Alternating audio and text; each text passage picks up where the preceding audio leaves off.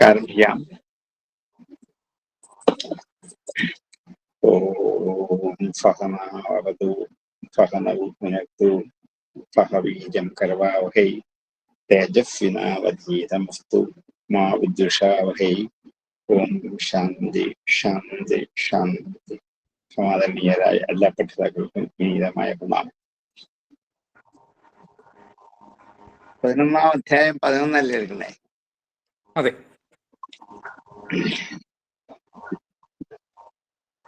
രഘുവരനോട് ഭരതൻ ചെയ്യുന്ന ഉപദേശങ്ങളാണ് നമ്മൾ ചർച്ച ചെയ്തുകൊണ്ടിരിക്കുന്ന വിഷയം. അത് കഴിഞ്ഞ ശ്ലോകത്തില് 11 വിഷയങ്ങളെ കുറിച്ച് പറഞ്ഞിട്ട് 12-ാമത്തേതായിട്ട് അഹങ്കാരത്തെ കുറിച്ച് ചേർക്കണമെന്ന് പറയുന്നു.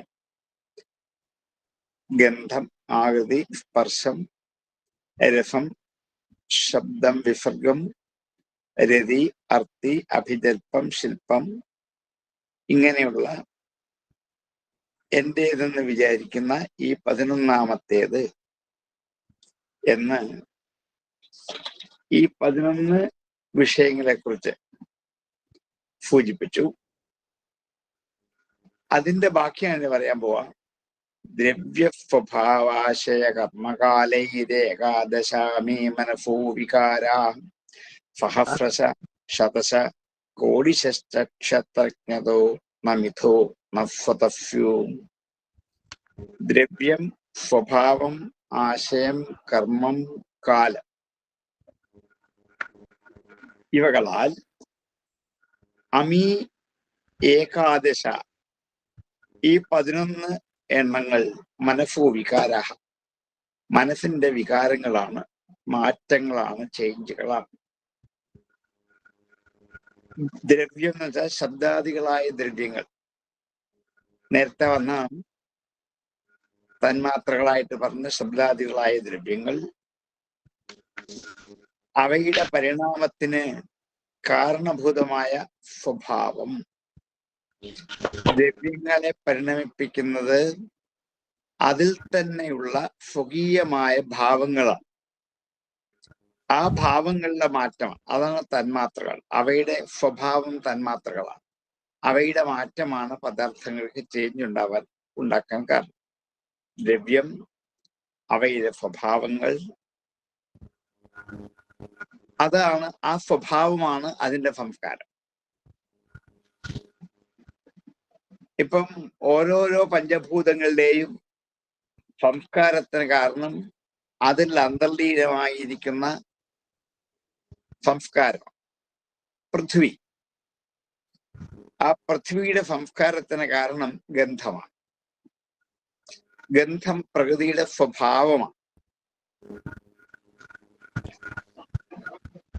ഇങ്ങനെ ഓരോന്നിന്റെയും നമുക്ക് കണ്ടെത്താം. പഞ്ചഭൂതങ്ങളുടെയും ജ്ഞാനേന്ദ്രിയങ്ങളുടെയും ഒക്കെ തന്മാത്രകൾ ആണ് അവയുടെ സ്വഭാവങ്ങൾ.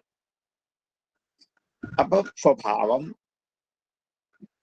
ഇനി അതുകൊണ്ട് കാണപ്പെടുന്ന ആശയങ്ങൾ പുണ്യപാപ ഫലങ്ങളായി അതാത് സ്വഭാവങ്ങൾ കൊണ്ട് പ്രകടിപ്പിക്കുന്ന പുണ്യമോ പാപമോ ധർമ്മമോ അധർമ്മമോ ആയിട്ട് പുറത്തു വരുന്ന അദൃഷ്ടങ്ങളായ ആശയങ്ങൾ. ആശയങ്ങൾ അദൃഷ്ടങ്ങളാണ്. പുറത്തു വരുമ്പോഴേ അറിയത്തുള്ളൂ, അതുവരെ അറിയത്തില്ല.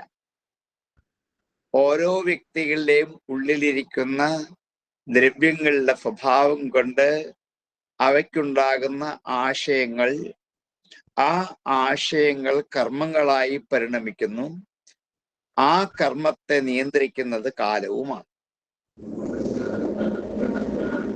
ദ്രവ്യ, സ്വഭാവ, ആശയ, കർമ്മ, കാലൈ, ഈ 5 എണ്ണങ്ങളാൽ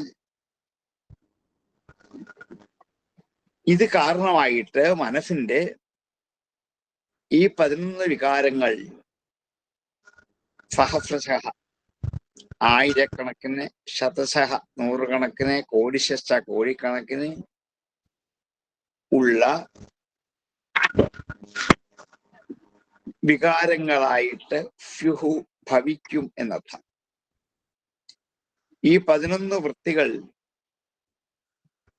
100ആയും 1000ആയും കോടിയായിട്ടും ഒക്കെ തീരും. കാരണം അത് സ്വതവേ ഉള്ളവയല്ല. അന്യോന്യം ചേർന്ന് ക്ഷേത്രജ്ഞതോ ന മിഥോ ന സ്വതഫ്യുഹു. ക്ഷേത്രജ്ഞൻ ജീവനാണ്, ജീവാത്മാവാണ്. ആ ക്ഷേത്രജ്ഞനെ, ശരീരത്തിലിരിക്കുന്ന ക്ഷേത്രജ്ഞനെ ഇവകൾ സ്വതേ ഉള്ളവയല്ല, അന്യോന്യം ചേർന്നുണ്ടാകുന്നതല്ല. ക്ഷേത്രജ്ഞതഃ ന മിഥോ സ്വതഃ ന. ഇവകൾ പരസ്പരം ചേർന്നുണ്ടാകുന്നതുമല്ല, അനന്തമായ ഈശ്വരന്റെ സാന്നിധ്യം കൊണ്ട് വാസനാരൂപമായ അന്ധകരണത്തിലുള്ള എന്റേതെന്നുള്ള ഭാവത്തിൽ അത് അങ്ങനെ വെട്ടിത്തിളങ്ങി ശോഭിച്ചുകൊണ്ടിരിക്കുന്നതാണ്.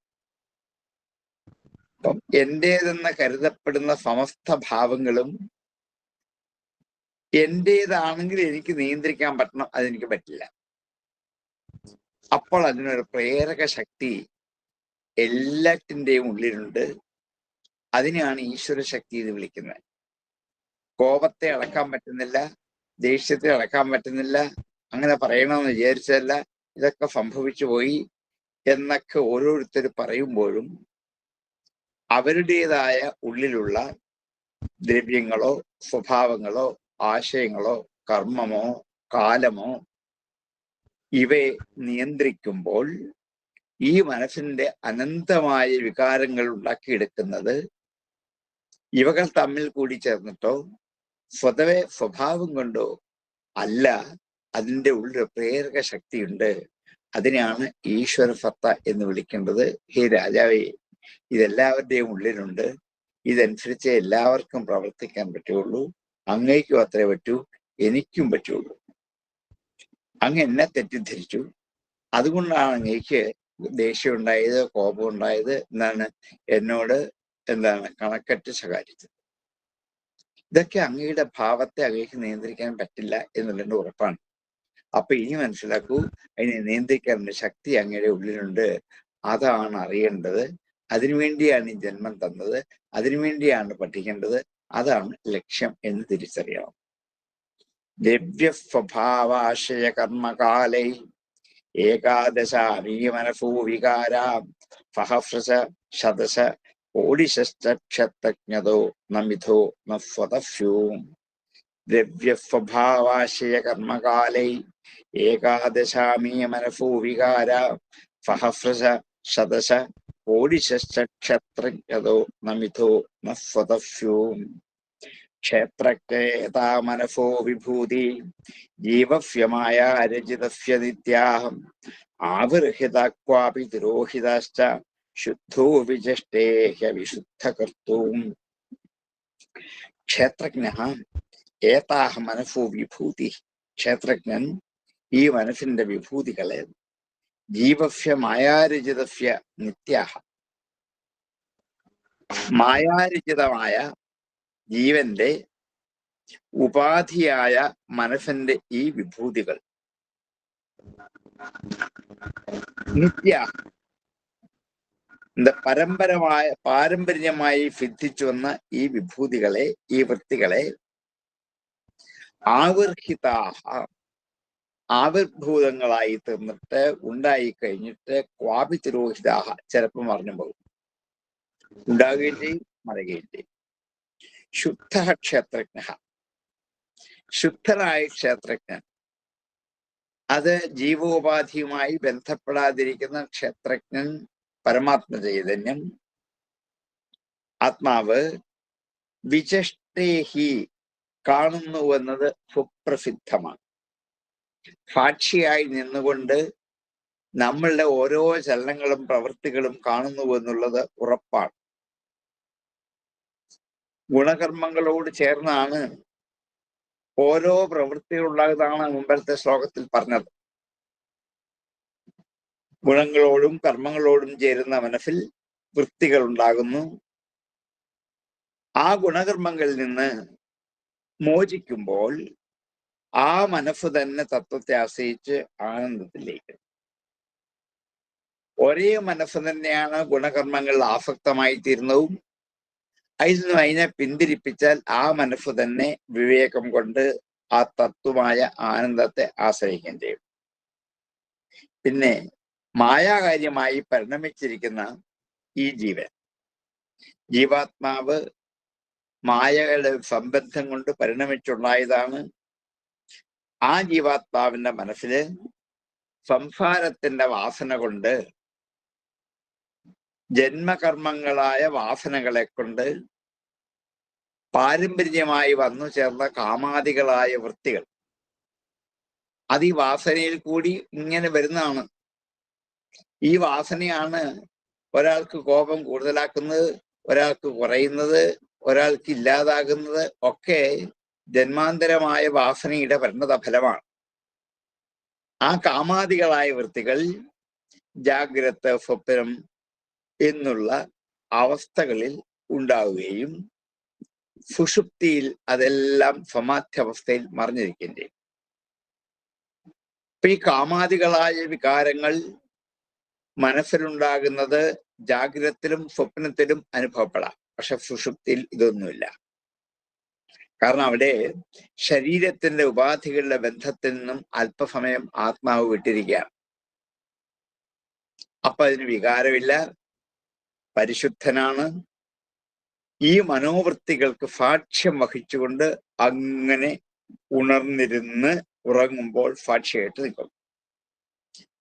അങ്ങനെയുള്ള വികാരങ്ങൾക്ക് ജീവാത്മാവ് അധീനമല്ല. മനോരൂപമായ ഉപാധിയുടെ ആ അശുദ്ധമായ ചൈതന്യമാണ് ജീവൻ. അതിന്റെ സാക്ഷിയാണ് ശുദ്ധ ചൈതന്യം. ഇതൊന്നും ബോധ്യപ്പെടുത്താനാണ്. ജീവാത്മാവിനെ കൊണ്ട് ഇതെല്ലാം ചെയ്യിക്കും, പക്ഷെ താൻ ഇതിലൊന്നും ഇടപെടാതെ സാക്ഷിയായിട്ട് മാറി നിൽക്കും. ജീവാത്മാവിന് കൂടെ തന്നെ ഇരിക്കും. ജീവാത്മാവിനെ കൊണ്ട് ഇതെല്ലാം ചെയ്യിക്കും, പക്ഷെ തന്നെ ഇതൊന്നും ബാധിക്കില്ല. എത്ര കാലം വേണമെങ്കിലും കൂടിയിരിക്കാം. ബാധിക്കില്ല എന്നുള്ളതിന് തെളിവ് സുഷുപ്തിയാണ്. അതിൽ താൻ സാക്ഷിയായിട്ട് നിൽക്കും. ഈ ജീവാത്മാവ് സുഖമായി ഇരുന്നോറും. ഇതാണ് ഒരു മനുഷ്യന്റെ ജീവാത്മസ്വരൂപമായ ഭാവം എന്ന് തിരിച്ചറിയണം. അങ്ങനെ തിരിച്ചറിഞ്ഞാൽ ഞാൻ ഇതിന്റെ ഉടമസ്ഥനല്ല, ഞാൻ ആരോട് കോപിക്കാൻ, ഞാൻ ആരോട് വിദ്വേഷിക്കാൻ എന്ന് രാജാവെ സ്വയം ചിന്തയിൽ ഉറപ്പിക്കാൻ പാകത്തിനാണ് ഞാൻ ഈ പറയുന്നത്. ക്ഷേത്രജ്ഞ ഏതാ മനസോ വിഭൂതി ജീവസ്യ മായാരചിതസ്യ നിത്യാഹം ആവിർഹിത ക്വാപി തിരോഹിതാശ്ച ശുദ്ധോ വിചഷ്ടേഹ്യ വിശുദ്ധകർത്തൂ. ക്ഷേത്രജ്ഞ ഏതാ മനസോ വിഭൂതി ജീവസ്യ മായാരചിതസ്യ നിത്യാഹം ആവിർഹിത ക്വാപി തിരോഹിത ക്വാപി തിരോഹിതാശ്ച ശുദ്ധോ വിചഷ്ടേഹ്യ വിശുദ്ധകർത്തൂ. ക്ഷേത്രജ്ഞ ആത്മാ പുരുഷ പുരാണ സാക്ഷാത് സ്വയം ജ്യോതിരജ പരേശാം നാരായണോ ഭഗവൻ വാസുദേവ സ്വമായ ആത്മന്യവധീയമാനാം. ക്ഷേത്രത്തെ അറിയുന്നവനായ ക്ഷേത്രജ്ഞൻ, ആത്മാവ് എല്ലായിടത്തും വ്യാപരിച്ചിരിക്കുന്നവൻ, പുരുഷൻ ഈ പുരത്തിൽ ശയിക്കുന്നവനായ ജീവാത്മാവ്, പുരാണൻ എല്ലാത്തിനും കാരണഭൂതനായി പണ്ടേ ഉള്ളവൻ. ക്ഷേത്രജ്ഞൻ, ആത്മാവ്, പുരുഷൻ, പുരാണൻ. സാക്ഷാത് സ്വയം ജ്യോതി, തന്നെത്താൻ പ്രകാശിക്കുന്നവൻ. അജനാണ്, ജന്മമരണങ്ങളില്ലാത്തവനാണ്, പരേശനാണ്. ബ്രഹ്മാവിഷ്ണു മഹേശ്വരന്മാർക്കും ഈശ്വരനാണ്. നാരായണനാണ്, നരസമൂഹങ്ങളിൽ അയനം ചെയ്യുന്നവനാണ്. ഭഗവാനാണ്, ഐശ്വര്യപരിപൂർണനാണ്. വാസുദേവനാണ്, വാസുക്കളായ സമസ്ത ജീവജാലങ്ങളിലും ദേവനം ചെയ്യുന്നവനാണ്. അങ്ങനെയുള്ള ആ ആത്മസ്വരൂപം സ്വമായ ആത്മനി അവധീയമാന, സ്വന്തം മായാശക്തി കൊണ്ടാണ് ഒരു ജീവനിൽ സ്ഥിതി ചെയ്യുന്നത്. അപ്പം ക്ഷേത്രജ്ഞൻ രണ്ടു വിധത്തിലുണ്ട്. ജീവാത്മാവെന്നും പരമാത്മാവെന്നും. രണ്ടുപേരും ക്ഷേത്രമാകുന്ന ശരീരത്തെ അറിഞ്ഞ് ക്ഷേത്രത്തിൽ വസിക്കുന്നവരാണ്. ആ രണ്ടെണ്ണത്തെയാണ് തത്വം എന്നുള്ള വാക്കുകൊണ്ട് എപ്പോഴും ഉപനിഷത്തുകൾ നമ്മെ ബോധ്യപ്പെടുന്നത്. അല്ലെ, ത്വം എന്ന പദത്തിന്റെ വാച്യാർത്ഥമായ ജീവാത്മാവെന്നും തത്പദത്തിന്റെ വാച്യാർത്ഥമായ ഈശ്വരനെന്നും തത്വം, ഇത് രണ്ടും ആരിലുണ്ട്? എന്നിലുണ്ട്. അതില് ജീവസ്വരൂപത്തിന്റെ ഭാവത്തെ മുമ്പ് പറഞ്ഞു കഴിഞ്ഞു. ഇനിയും ജീവാത്മാവിന്റെ അവസ്ഥാവിശേഷങ്ങൾ, അയാളിലുള്ള ഗുണങ്ങൾ, അയാളിലുള്ള കർമ്മങ്ങൾ, അയാളിലുള്ള ആശയങ്ങൾ, ഇതെല്ലാം മുമ്പ് പറഞ്ഞു കഴിഞ്ഞു. ഇനിയും അപ്പുറത്തുള്ള ഈശ്വര സ്വരൂപത്തെയാണ് പറയേണ്ടത്. അതുകൊണ്ട് അത് ഈ ശരീരത്തിന്റെയും ഇന്ദ്രിയങ്ങളുടെയും ഒക്കെ പ്രവൃത്തികൾ അറിയുന്നവനായ ക്ഷേത്രജ്ഞൻ എന്നും, എല്ലായിടത്തും വ്യാപരിച്ചിരിക്കുന്ന ആത്മാവ് എന്ന വാക്കിന്റെ അർത്ഥം അതഫാദത്യഗമനെ എന്നൊരു ധാതുവിൽ നിന്നാണ്. അത എന്ന് വെച്ചാൽ എപ്പോഴും നിറഞ്ഞു സഞ്ചരിച്ചു കൊണ്ടേയിരിക്കുന്നവൻ. അതിനെയാണ് ആത്മാവ് എന്ന് വിളിക്കുക. സകല ജഗത്തിനും കാരണഭൂതനായ ഈ പുരുഷൻ എന്നും, അനുഭവരൂപത്തിൽ പ്രകാശിക്കുന്നത് കൊണ്ട് സാക്ഷി എന്നും, സാക്ഷാൽ സ്വയം ജ്യോതിസെന്നും, ജനനമരണങ്ങൾ ഇല്ലാത്തത് കൊണ്ട് അജനെന്നും, ബ്രഹ്മാദികൾക്ക് പോലും ഈശ്വരനായിരിക്കുന്നത് കൊണ്ട് പരീശനായും, എല്ലാ ജീവജാലങ്ങളിലും എല്ലാ നരന്മാരിലും സ്ഥിതി ചെയ്യുന്നതുകൊണ്ട് നാരായണനെന്നും, എല്ലാവർക്കും ആശ്രയഭൂതമായതുകൊണ്ട് വാസുദേവനെന്നും, ഐശ്വര്യപരിപൂർണനായ ഭഗവാനെന്നും വിളിക്കുന്ന ഈ പരമാത്മാവ് തൻ്റെ ഉള്ളിലുള്ള തൻ്റെ തന്നെയായ മായ കൊണ്ട്, മായയെ ആശ്രയിച്ചിട്ട് ഓരോ ജീവസമൂഹങ്ങളിലും പ്രവേശിച്ച് ജീവാത്മാവായി പ്രവർത്തിച്ചുകൊണ്ടേയിരിക്കുന്നു. പക്ഷേ ഈ പരമാത്മാവ് സാക്ഷിയായി എല്ലാവരുടെ ഉള്ളിലുണ്ട്. അതാണ് കണ്ടെത്തേണ്ടത്.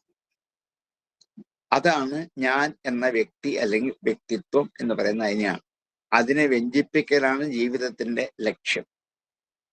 ഓരോ ദിവസവും ജപം കൊണ്ട്, ധ്യാനം കൊണ്ട്, ഏതെങ്കിലും തരത്തിലുള്ള അനുധ്യാനം കൊണ്ട് ഞാൻ എന്ന ആ വ്യക്തിത്വത്തെ, സത്തയെ വികസിപ്പിച്ച് കൊണ്ടല്ലാണ് ജീവിതത്തിന്റെ ലക്ഷ്യം. അതെല്ലാവരുടെയും ഉള്ളിലുണ്ട്. പക്ഷെ അത് മഞ്ഞു പോലെയോ പുക പോലെയോ മറഞ്ഞിരിക്കും. ആ മഞ്ഞിനെ മാറ്റിക്കളയാൻ ജ്ഞാനത്തിന്റെ പ്രകാശം കൊണ്ട് ഒരു ചെറിയ ചൂട് മതി, ഈ മഞ്ഞ് മാറി നല്ല പ്രകാശം ഉണ്ടാക്കിയെടുക്കാൻ പറ്റും. ക്ഷേത്രജ്ഞാത്മാ പുരുഷ പുരാണ സാക്ഷാത് സ്വയം ജ്യോതിരജപരേശ നാരായണോ ഭഗവാൻ വാസുദേവ സ്വമായ ആത്മന്യവധീയമാനാം. ക്ഷേത്രജ്ഞ ആത്മാ പുരുഷ പുരാണ സാക്ഷാത് സ്വയം ജ്യോതിരജപരേശ നാരായണോ ഭഗവാൻ വാസുദേവ സ്വയം സ്വമായ ആത്മന്യവധീയമാനാം.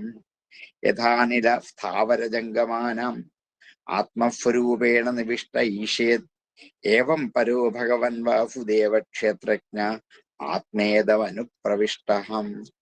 യഥാ അനില സ്ഥാവരജംഗമാനാം, എപ്രകാരമാണോ അനിലൻ വായു സ്ഥാവരജംഗമങ്ങളുടെയും ഉള്ളിൽ ആത്മസ്വരൂപേണ സ്വന്തം വായു എന്ന സ്വരൂപത്തോടു കൂടി പ്രവേശിച്ചിട്ട് യഥാ ഈശേത്, എപ്രകാരമാണോ നിയമനം ചെയ്യുന്നത്, അതുപോലെയാണ് ഈ പരനായ ഭഗവാൻ, വാസുദേവനായ ഭഗവാൻ, ക്ഷേത്രജ്ഞനായ ഭഗവാൻ, ആത്മസ്വരൂപനായ ഭഗവാൻ ഈ ലോകത്തെ ഉൾക്കൊണ്ട് അതിൽ പ്രവേശിക്കുന്നത് എന്ന് ഒരു ഉദാഹരണം കൊണ്ട് ബോധ്യപ്പെടുന്നതാണ്.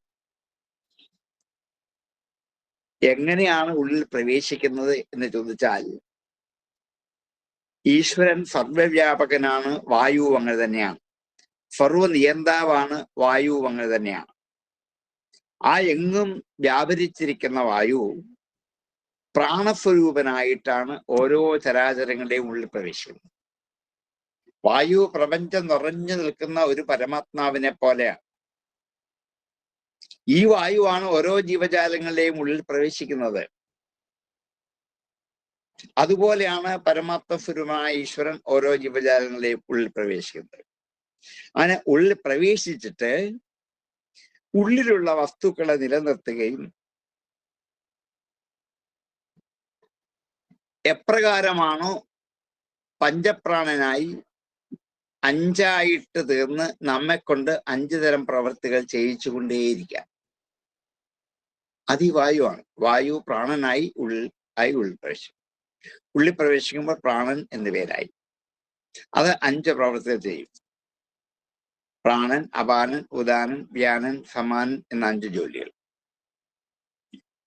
അങ്ങനെ അതിനെ കൊണ്ട് ചെയ്യിക്കുമ്പോൾ അതിൻ്റെ ഉള്ളിൽ സാക്ഷിയായിട്ട് ആരുണ്ട്? വായുണ്ട്. അത് പോകാൻ പറ്റില്ലല്ലോ. യഥാനില സ്ഥാവരജംഗമാനാം ആത്മസ്വരൂപേണ നിവിഷ്ട ഈശേത്. ഈശേത് ഈശനായി പ്രവർത്തിപ്പിക്കാം. അങ്ങനെയാണ് പരനും ഭഗവാനും വാസുദേവനും ക്ഷേത്രജ്ഞനും ആത്മാവുമായ ആ ഈശ്വരസത്ത ബ്രഹ്മസത്ത അനുപ്രവിഷ്ട ഓരോ ജീവജാലങ്ങളും പ്രവേശിക്കുന്നത് എങ്ങനെയാണ് എന്ന് വ്യക്തമാക്കി. യഥാനില സ്ഥാവരജംഗമാനാം ആത്മസ്വരൂപേണ നിവിഷ്ടൈശേൻ ഏവം പരോ ഭഗവാൻ വാസുദേവ ക്ഷേത്രജ്ഞ ആത്മേതമനുപ്രവിഷ്ടം.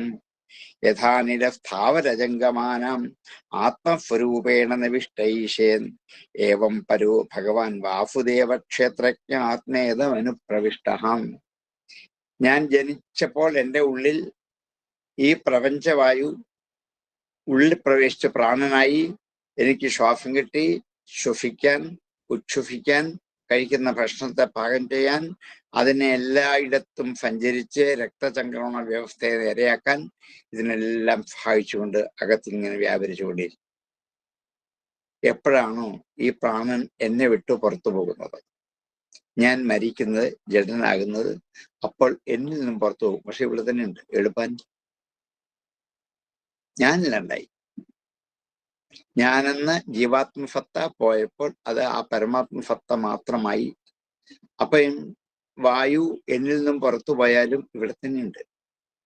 ഇതുപോലെയാണ് ഓരോ ജീവാത്മാക്കളിലും ഇത് പ്രവേശിക്കുന്നത് എന്ന് ബോധ്യപ്പെടുത്തിയ യാവതേതാം തത്തനുഭർനരേന്ദ്ര വിധൂയമായം വയുനേതമ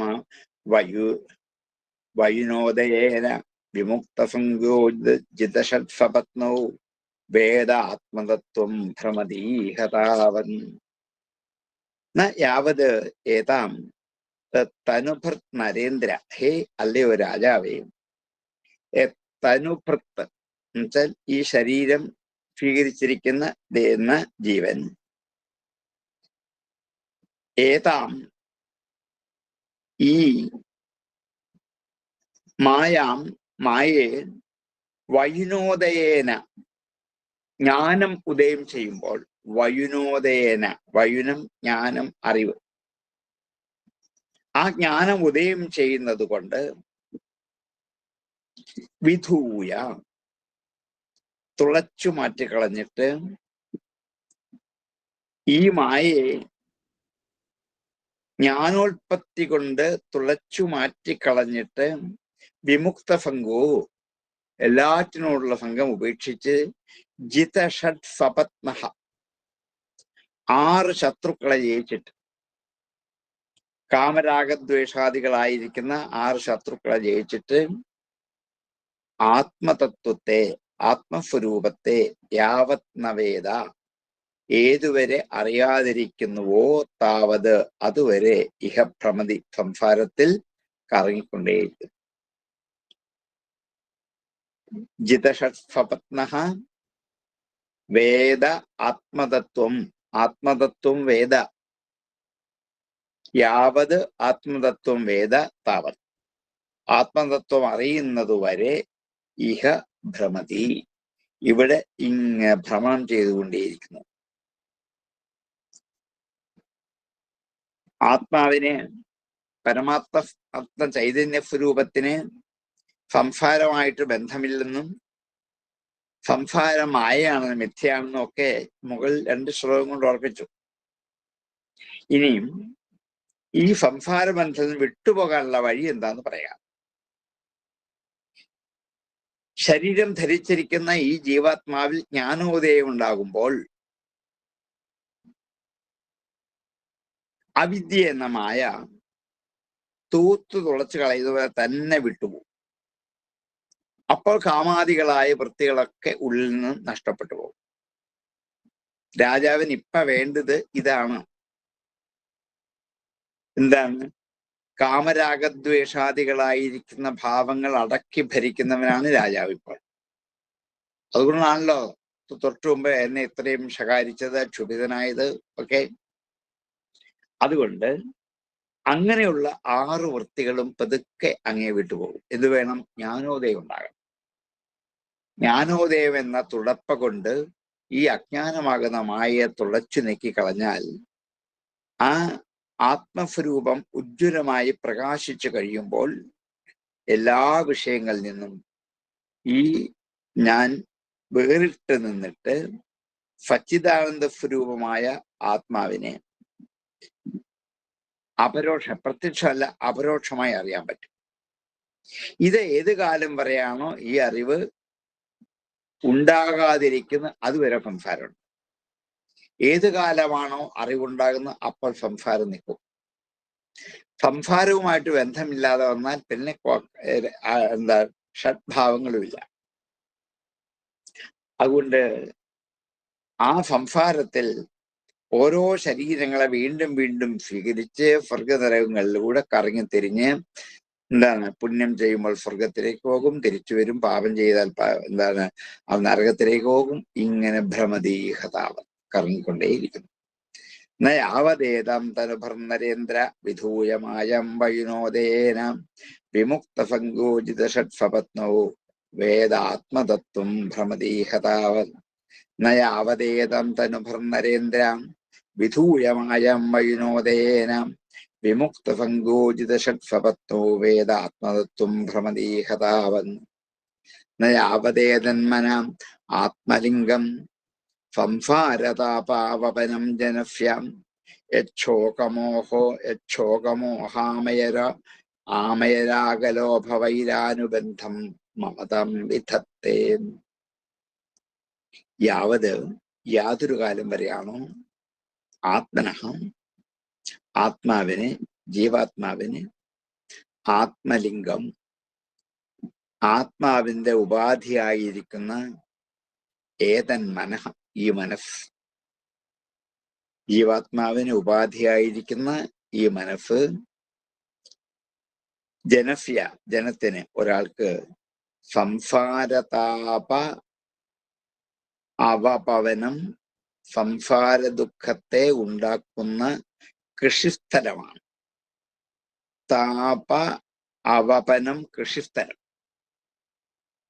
എന്താണ്? വിത്തുകൾ നട്ടുമുളയ്ക്കുന്ന സ്ഥലത്തിന് പേര് അവപനം. വപത എന്ന് വെച്ചാൽ അവിടെ വിതയ്ക്കുക എന്നർത്ഥം. വപത അതിനുണ്ടായ വാക്കാണ് അവപനം എന്നുവെച്ചാൽ വിതയ്ക്കൽ എന്നുവെച്ചാൽ കൃഷിസ്ഥലമായത്.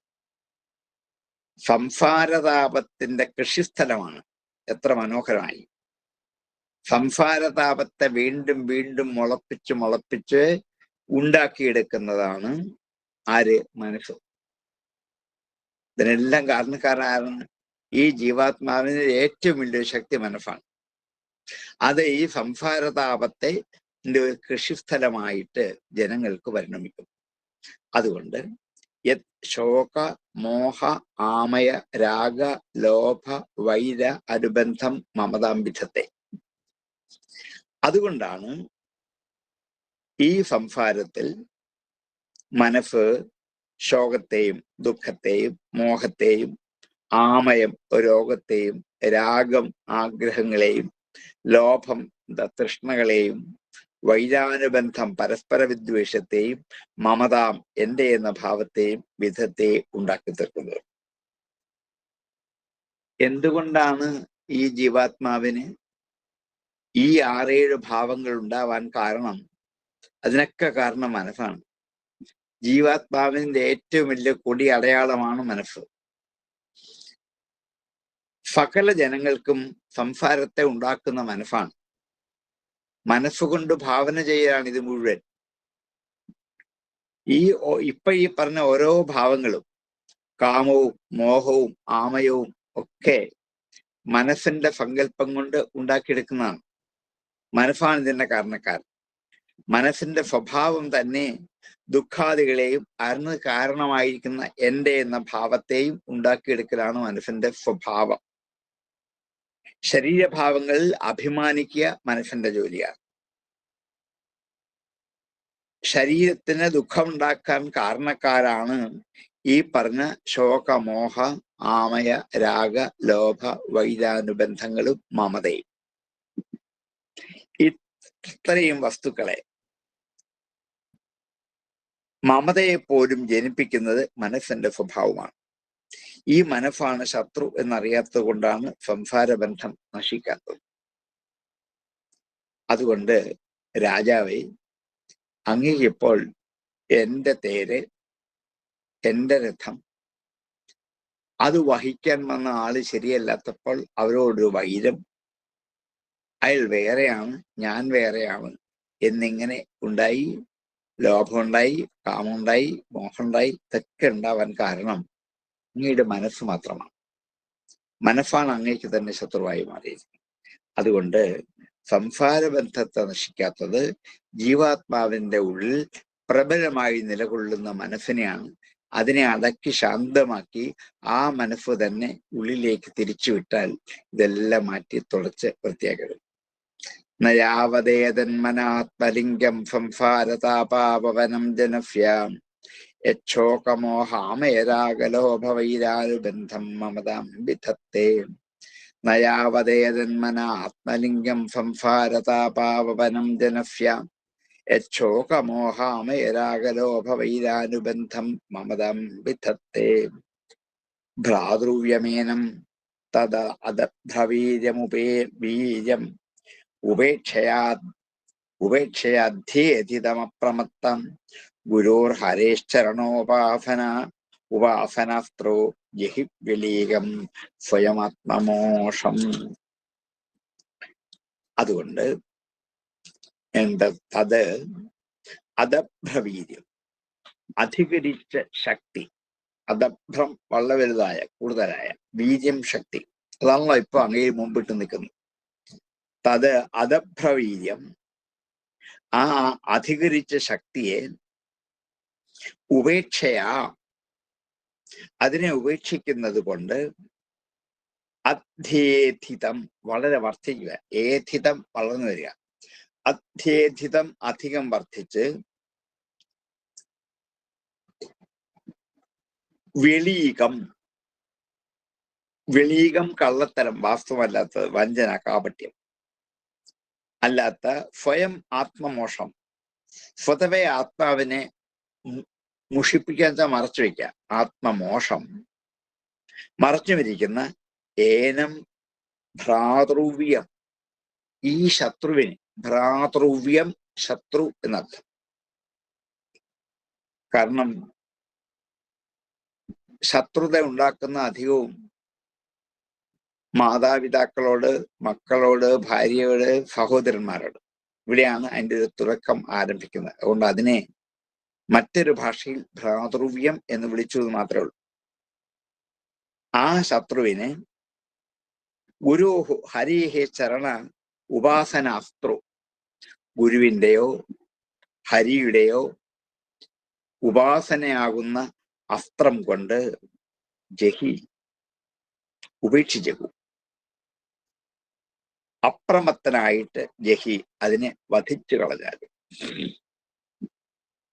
ഭഗവത് പാദസേവ കൊണ്ട്, ഗുരുസേവ കൊണ്ട്, ഈ അസ്ത്രം കൊണ്ട് ഈ ശത്രുവിനെ എന്ത് ചെയ്യാൻ പറ്റും?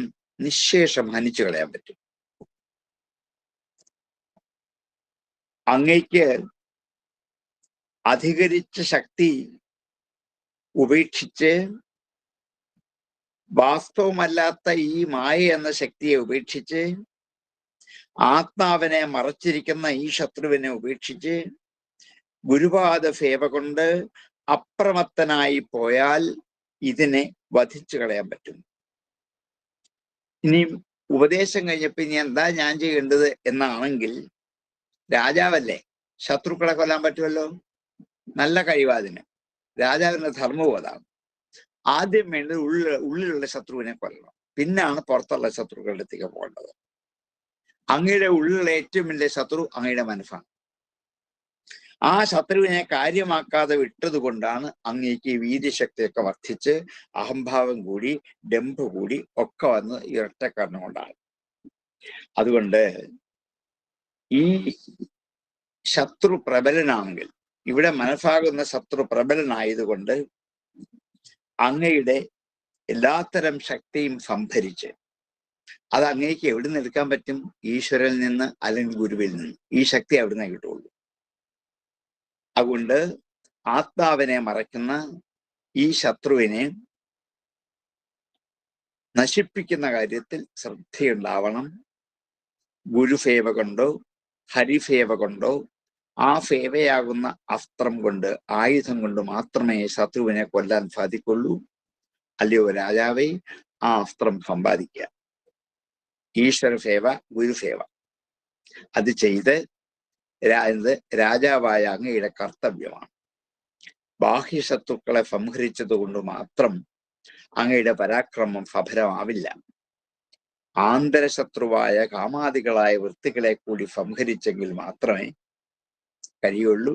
അതിന് അങ്ങേക്ക് ആയുധം മാത്രം പോരാ, ഈശ്വര സേവയും ഗുരുസേവയുമാണ്. ഇപ്പൊ അങ്ങേക്കുള്ള കുറവ് ഇത് രണ്ടുമാണ്.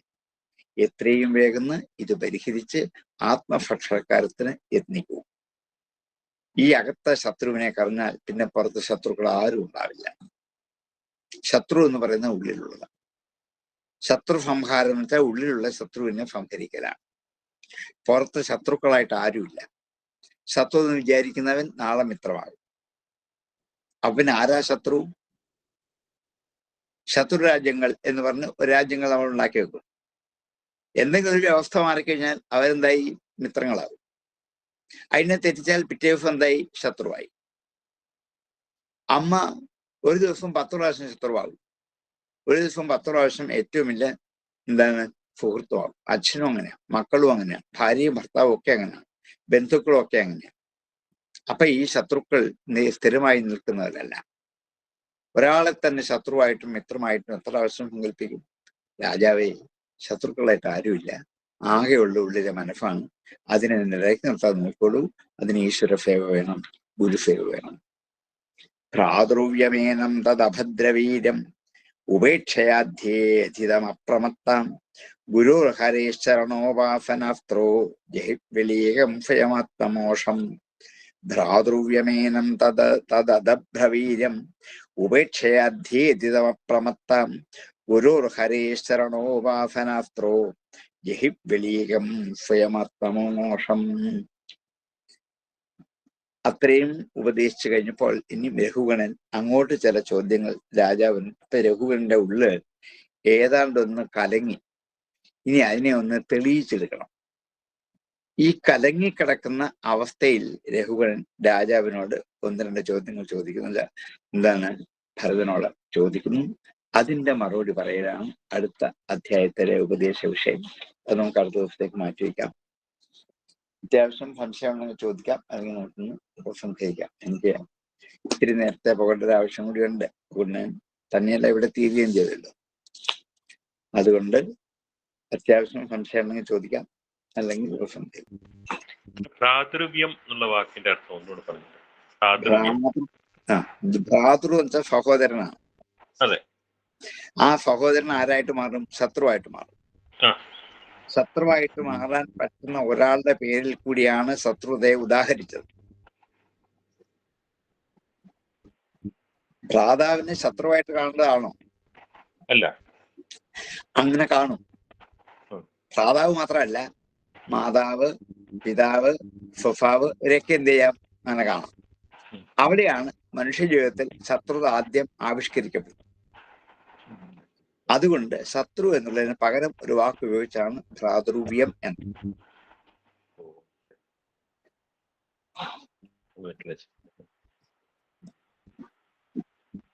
ഈ സിബ്ലിംഗ് റൈവലറി എന്നൊക്കെ പറയാറുണ്ട് ഇംഗ്ലീഷില്. എന്തോ? അതെ, സഹോദരന്മാർ തമ്മിലുള്ള വഴക്കും ഒക്കെ സിബ്ലിംഗ് റൈവലറി എന്നാണ് അതിന് പറയുന്നത്. ശരിയാ. അതുപോലെ ഉണ്ടായി ഒന്നായിരിക്കണം. അതെ, ഇതായിരിക്കണം എന്റെ റൂട്ട് കേട്ടോ. അതെ, എനിക്ക് സ്ട്രൈക്ക് ആകുന്നത്. ഇത് തന്നെ ആയിരിക്കണം. ശരി സാറേ. സാറേ, ഇപ്പൊ ഇവിടെ സാമാന്യമായിട്ട് പറഞ്ഞത്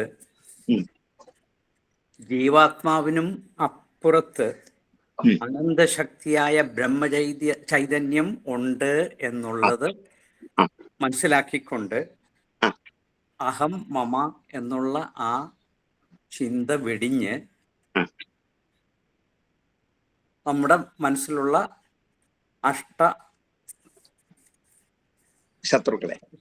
ശത്രുക്കളെയും നമ്മൾ ആദ്യമായിട്ട് വരുതിയിൽ നിർത്തി കഴിഞ്ഞെങ്കിൽ മാത്രമേ ആ പരമാത്മാവിലോട്ട് നമുക്ക് എത്താൻ പറ്റത്തുള്ളൂ. എങ്കിലേ ആ പരമാത്മബോധം ഉണ്ടാകത്തുള്ളൂ. അതാണ് ആത്യന്തികമായിട്ട് ഉണ്ടാകേണ്ടത്. ആദ്യം ഇപ്പൊ പറയുന്നത് ഈ രഘുവിനുണ്ടായ ദേഷ്യം അല്ലെങ്കിൽ ഉണ്ടായ ക്രോധം, അതാണ് ഇപ്പൊ മുമ്പിൽ അനുഭവിച്ചറിഞ്ഞത്. ആ ക്രോധം കൂടിക്കഴിഞ്ഞപ്പോഴാണ് ഭരതനെ ഇടപെട്ട. അവർ ഭരതൻ മിണ്ടിയില്ല. ഇത് കൂടിക്കഴിഞ്ഞപ്പോഴാണ് പറഞ്ഞത്, അല്ലയോ രാജാവേ, അതിന്റെ കാരണം ഞാൻ പറയാം. അതിനെ ഒന്ന് വിസ്തരിക്കലായിരുന്നു ഇതുവരെ. എന്റെ കാരണം ഈ ജീവാത്മാവും പരമാത്മാവും എല്ലാവരുടെയും ഉള്ളിലുണ്ട്. അതെങ്ങനെയാണെന്ന് വായു ഉദാഹരണം പറഞ്ഞിട്ട് കാണിച്ചു കൊടുത്തു. പക്ഷേ ആ ഉള്ളിലുള്ള ഈ ജീവാത്മാവ് മായാസ്വരൂപത്തെ അതും അതിന് കിട്ടിയതാണ്. മായാസ്വരൂപത്തെ ബാധിച്ച് വായുവിൽ നിന്നും പ്രാണൻ അപാന ഉദാഹരണം ഉണ്ടാകുന്നത് പോലെ ഈ മായാശക്തിയെ ബാധിച്ച് നമ്മളെ കൊണ്ട് ഇങ്ങനെ ഇട്ട് കറക്കി ചെയ്യിച്ചുകൊണ്ടേയിരിക്കാം ആണ് എന്ന് നമുക്ക് തിരിച്ചറിയും. അതെങ്ങനെ തിരിച്ചറിയാം? ഞാൻ ഒരു ദിവസം കുറെ സമയം ആത്മസ്വരൂപനായിട്ട് മാറും. എവിടെ? സുഷുപ്തിയിൽ. അപ്പൊ ഇത് പറ്റുന്നതാണ് രാജാവേ. സുഷുപ്തിയിൽ ഞാൻ അങ്ങനെ മാറും. ഉണർന്നു കഴിയുമ്പോഴേ ഉള്ളൂ ഞാൻ മറ്റേ പോലെ വരുന്നത്. അപ്പൊ ഇതിനെ എന്ത് ചെയ്യാം? പതുക്കെ അങ്ങേക്ക് തുടച്ചു നീക്കി കളഞ്ഞാൽ ശത്രുത ഉണ്ടാവില്ല. ആ തുടച്ചു നീക്കി കളയാൻ പെട്ടെന്ന് പറ്റില്ല. ഒന്നുകിൽ ഗുരു വേണം, അല്ലെങ്കിൽ ഈശ്വരൻ വേണം. അതാ പറഞ്ഞു പറ്റും. ഗുരുവിനെയും ഹരിയെയും സേവിക്കുക. ആ സേവനം കൊണ്ട് ഇത് നമുക്ക് പ്രാപ്തമാണ്. അതാണ് അങ്ങയുടെ അസ്ത്രം എന്ന് വിചാരിക്കും. ആ അസ്ത്രം കൊണ്ട് അമ്പ ചെയ്ത് കാമാദികളായ ശത്രുക്കളൊക്കെ മാറ്റി മായയെ ജയിച്ചു കഴിഞ്ഞാൽ പിന്നെ അങ്ങേക്ക് ആരോടും ക്ഷോഭമില്ല, വിദ്വേഷമില്ല, ഒന്നുമില്ല. ഇതറിയാനല്ല അങ്ങിപ്പോ അങ്ങോട്ട് പോകാൻ പോയത്. ഞാൻ പറഞ്ഞിട്ടേക്കാം, നീ വെറുതെ അങ്ങോട്ട് പോകണമെന്നില്ല. ആത്മജ്ഞാനം അറിയാനായിട്ടാണ് ഇദ്ദേഹം പോകാൻ പുറപ്പെട്ടതെന്ന് ഈ രഘുവരന്റെ യാത്ര എന്തിനാന്ന് മനസ്സിലായി. അപ്പോഴാണ് ഇതിവിടെ പറയാം. കപിലന്റെ അടുക്കലേക്ക് പോകാൻ ഇദ്ദേഹം. നമസ്കാരം സാർ, ഒരു സംശയം. ഈ 6 ശത്രുക്കളില് ആമയെ ഉൾപ്പെടുവോ അതിനകത്ത്? ആമയം രോഗം എന്ന് പറയുന്നത് ശത്രുവായിട്ട് കണക്കാക്കാൻ പറ്റുമോ? രോഗം ദുഃഖമായിട്ട് മാറുമല്ലോ. അതുകൊണ്ടാണ് രോഗം ശരിക്കും നമുക്ക് ഭയം ഉണ്ടാക്കുന്നതല്ലേ? അതെ, ഭയം ദുഃഖമാണല്ലോ. രോഗവും ഭയവും ഒക്കെ ദുഃഖമാണല്ലോ. രോഗം ഉണ്ടായാൽ ആദ്യം ഉണ്ടാകുന്ന ദുഃഖമാണ്. എന്ത് രോഗമായാലും, മനസ്സിന്റെ ആയാലും ഇന്ദ്രിയത്തിന്റെ ആയാലും ശരീരത്തിന്റെ ആയാലും. അതെ, അത് നമുക്ക് അപ്പൊ തന്നെ ദുഃഖത്തിന് കാരണമാകും. ഒന്ന് കൈ പറഞ്ഞാൽ മതി, അപ്പൊ തന്നെ സങ്കടമായി, വിഷമായി. അതെ, ഒരു പനി വന്നാൽ മതി, അപ്പൊ വിഷമായി. അങ്ങനെ ദുഃഖ കാരണമായതുകൊണ്ട് ആമയത്തെ അതിൽ ഉൾപ്പെടുത്തുകയാണ്. ശത്രുവായിട്ട് ഉൾപ്പെടുത്തി. ആകെ ഭയം അത് മാത്രമേ ഉള്ളല്ലോ. മാത്രമേ ഉള്ളൂ. വേറെ ഒന്നും ഭയമില്ല. ഒന്നുമില്ല, അതേ ഉള്ളൂ. നമ്മുടെ ഏറ്റവും വലിയ ഭീതിയും ദുഃഖവും നമുക്കിന്ന് രോഗമാണ്. വേറെ ഒന്നിനും ഭയമില്ല. അതെ. അയ്യോ, രോഗം ഇല്ലെങ്കിൽ തന്നെ പേടിയാണ് വരുമോന്ന്. അതെ. ഇപ്പൊ എനിക്കൊന്നും ഇല്ല, ഇനി നാളെ എവിടുന്നെങ്കിലും വന്നു പെട്ടാലോ. അതൊരു ഭയം തന്നെയാണ്. അത് ഏറ്റവും വലിയ ദുഃഖമാണ്. അത് മനസ്സിനെ എത്ര നിയന്ത്രിച്ചാലും നിൽക്കത്തില്ല സാറേ. ഇല്ലില്ല, അതിങ്ങനെ ഓർത്ത് ദുഃഖിച്ചുകൊണ്ടേയിരിക്കും. അതാണ് രോഗം വരുമോ എന്നുള്ള പേടി ഭയങ്കര. അതുകൊണ്ടാണ് ഈ ആത്മസ്വരൂപനായ ഈശ്വരനിലേക്ക് അങ്ങയുടെ ചിന്തയും ബുദ്ധിയും വ്യാപാരവും തിരിച്ചു വിട്ടുറപ്പിച്ചാൽ സദാസമയം അത് തന്നെ. ഇത് കുറേശ്ശെ മാറ്റിയെടുക്കാൻ പറ്റും. അങ്ങനെ മാറ്റിയെടുക്കണം എന്ന് ഉപദേശിക്കുകയാണ്. രാജാവിന് മാത്രമല്ല, നമുക്കുള്ള ഉപദേശമാണ്. നമുക്ക് എല്ലാം നമുക്കാണ് ഉപദേശിച്ചത്. അതെ അതെ അതെ അതെ. ഈ ഭാഗവത്തിലെ ഉപദേശം മുഴുവൻ നമുക്കാണല്ലോ. ശരിയാണ്. ഒരാളെ കാരണമാക്കി പറയുന്നതൊക്കെ നമുക്ക് വേണ്ടി അത്രയേ ഉള്ളൂ. ഈ ശരിക്കും അതിലെ ഏറ്റവും നല്ലൊരു ഉദാഹരണമാണല്ലോ ഈ സനൽകുമാരന്മാര് വൈകുണ്ഠത്തിൽ വന്ന സമയത്ത് ഈ മയക്കം നടിക്കുകയും ഈ ഇവർക്ക് സനൽകുമാരന്മാര് ശാപം കൊടുക്കാനും അവരെ 3 ദുഷ്ടന്മാരായി ജനിപ്പിക്കാനും ഒക്കെ ഭഗവാൻ തന്നെ ഒരു ക്രിയേഷൻ അല്ലേ, ഒരു സൃഷ്ടി നമ്മളെ പഠിപ്പിക്കാൻ വേണ്ടി ചെയ്തതല്ലേ അതെല്ലാം. അത്രേ ഉള്ളൂ. ഇതെല്ലാം മർത്യശിക്ഷാർത്ഥം, മനുഷ്യനെ പഠിപ്പിക്കാൻ വേണ്ടി, നമ്മളെ പഠിപ്പിക്കാൻ വേണ്ടി തന്നെ ചെയ്തതാണ് ഇതെല്ലാം. അതെ. ഇതറിയുമ്പോഴാണ് ജീവിതവുമായിട്ട് എന്തുമാത്രം ബന്ധപ്പെട്ടാണ് ഈ ഭാഗവതം നമുക്ക് തിരിച്ചറിയാം. ഇല്ലെങ്കിൽ ഈ പാവം ജയവിജയന്മാരെ ഇങ്ങനെ ദുഷ്ടന്മാരാക്കി മാറേണ്ട വല്ല കാര്യമുണ്ട്? ഒരാവശ്യമില്ല. എത്രയോ കാലം തന്നെ സേവിച്ചു നിന്നവരാണ്. അതാണ്. അതെ. ഈ ഹിരണ്യകശിപു തന്നെ ഹിരണ്യാക്ഷന്റെ മതശരീരം കണ്ടിട്ട് കരയുന്ന ആ ഭാര്യയോടും മക്കളോടും എന്ത് സുന്ദരമായ ഉപദേശം കൊടുക്കുന്നുണ്ട്. അതാണ്. അതെ. കാരണം ഇതൊക്കെ അറിയാവുന്ന ആളാണ്. പക്ഷെ പെട്ടെന്ന് ഈ മായ കൊണ്ട് ഇതിനെല്ലാം മറച്ചു കളയും. ഇതെല്ലാം നമുക്കുള്ള ഉപദേശമാണ്. അതെ.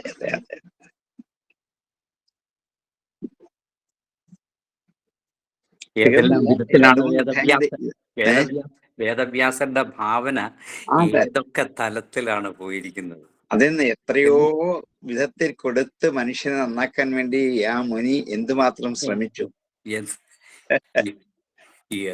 പക്ഷെ നമ്മളായത് ഉൾക്കൊള്ളാൻ പോകുന്നില്ല. ഇപ്പോഴാണ് ഇത്രയെങ്കിലും നമുക്കൊന്ന് അറിയാൻ പറ്റും. പാരാവാരം പോലെയുള്ള ഭാവന എന്നൊക്കെ നമ്മൾ കേട്ടിട്ടേ ഉള്ളൂ. പക്ഷേ അതെ. പാരാവാരം പോലും വേദവ്യാസന്റെ ആ ഭാവന വിശേഷത്തിന് മുൻപിൽ എന്താ പറയുന്നേ, കൈക്കുമ്പിളിലെ വെള്ളം മാത്രമായി. ഇനിയിപ്പൊ 2-3 അധ്യായങ്ങൾ കൂടി ഇതാണ് വിഷയം. അത് ഏറ്റവും ഭാഗവതത്തിലെ അതിമനോഹരമായ ഉപദേശങ്ങളിൽ ഒന്നാണ് ഈ രഘുവിന്റെ ഉപദേശം. ഇത് വളരെ സരളമായിട്ടുള്ള ഒരു വളരെ ഉദാഹരണം കാണിച്ച് ജീവിതവുമായിട്ട് കണക്ട് ചെയ്ത് സിമ്പിൾ ആക്കി കൊണ്ടുപോകാണ്. മനുഷ്യന്റെ ഉള്ളിലുണ്ടാകാവുന്ന എല്ലാത്തരം ഭാവങ്ങളെയും ആവിഷ്കരിച്ച് അതിന്റെ കാരണം തന്നെ പറഞ്ഞില്ലേ, ദ്രവ്യ സ്വഭാവ കർമാദികളായ കാരണങ്ങളാണ്. എന്തുകൊണ്ടുണ്ടാകുന്നു തന്നെ വെറുതെ പറയുന്നതല്ല, ശാസ്ത്രീയമായിട്ട് പ്രൂവ് ചെയ്തുകൊണ്ടാണ്. ശാസ്ത്രീയ അടിസ്ഥാനത്തോടു കൂടി. അതെ. അപ്പോഴാണ് നമുക്ക് അതിനോട് ഒരു ആദരവ് തോന്നുന്നത്. അത് ഇങ്ങനെ ഭാഗവതത്തിലെ ഉപദേശം അറിയുമ്പോൾ മാത്രമേ നമുക്ക് അതിന്റെ മഹത്വം ശരിക്കും മനസ്സിലാക്കാൻ പറ്റുള്ളൂ. നമ്മുടെ ശാസ്ത്രങ്ങളും ദർശനങ്ങളും എല്ലാം പഠിച്ചിട്ട് ഇതൊക്കെ വായിക്കുമ്പോഴത്തേക്കും ഇത് എത്ര സിമ്പിളാണെന്ന് അപ്പൊ നമുക്ക് തോന്നും. കാരണം ഇത് നമുക്ക് ആ ഒരു ഇനിഷ്യേഷൻ ഇല്ലാതെ സാറ് പറയുമ്പോൾ പോലും ഇത് നമുക്ക് അതിലോട്ട് എത്തിപ്പെടാൻ പറ്റുമെങ്കിൽ പിന്നെ ഇതൊക്കെ പഠിച്ചിട്ടുള്ളവരെ സംബന്ധിച്ചിടത്തോളം സാറിന് തിരക്കുണ്ടല്ലോ. നമസ്കാരം. ഓം പൂർണ്ണമദ പൂർണ്ണമിദം പൂർണ്ണാത് പൂർണ്ണമുദച്യതേ പൂർണ്ണസ്യ പൂർണ്ണമാദായ പൂർണ്ണമേവാവശിഷ്യതേ.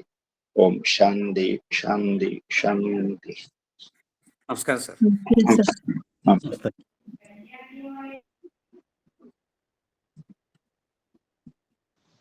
നമസ്കാരം സാർ.